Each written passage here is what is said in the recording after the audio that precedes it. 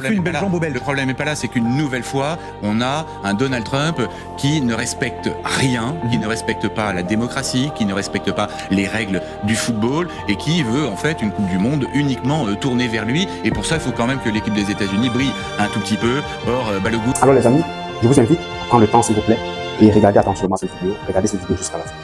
Je vous recommande de regarder cette vidéo parce qu'elle est... Il aurait dû être suspendu pour le prochain match ce soir contre la Belgique. Sauf que Donald Trump a décroché son téléphone, il a appelé cet homme, Monsieur Infantino, le patron de la FIFA, et la suspension du joueur est annulée. Xavier de Giacomo, vous conviendrez que ce n'est pas banal.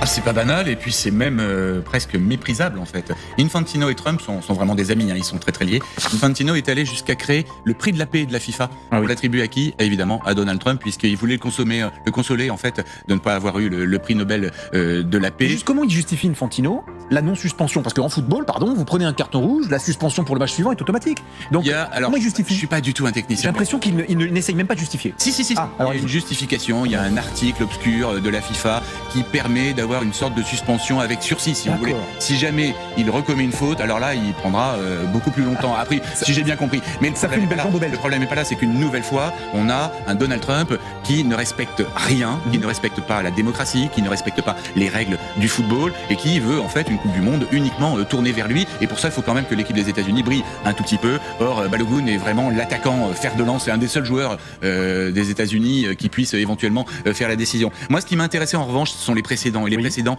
ils font vraiment froid dans le dos. Premier précédent, 1934.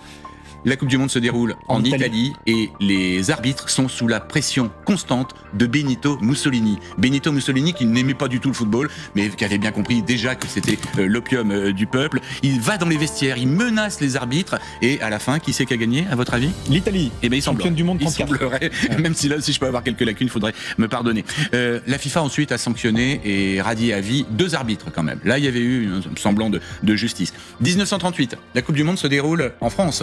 Et là encore, pression de Benito Mussolini. Nous sommes un an avant la Seconde Guerre mondiale. L'Autriche, il y a eu l'Anschluss. L'Autriche a été annexée par l'Allemagne. L'équipe d'Autriche a totalement disparu. Elle s'est fondue dans l'équipe d'Allemagne. Et ces joueurs sont contraints donc de jouer pour la Mannschaft avec obligation au Parc des Princes, à 500 mètres d'ici, de faire le salut nazi. L'Allemagne ne dépassera pas les 8e de finale, comme quoi il y a parfois quand même un minimum de justice. Mais qui a gagné? L'Italie a gagné et les joueurs de l'Italie portaient la fameuse chemise noire des milices fascistes mussoliniennes. Merci d'avoir pris le temps de regarder la vidéo. Je vous invite à liker, à commenter, à partager si ce que nous partageons ici est important, éducatif et surtout vrai. Alors abonnez-vous et recommandez à vos frères, à vos sœurs et à votre entourage. Je suis à fond, je vous remercie.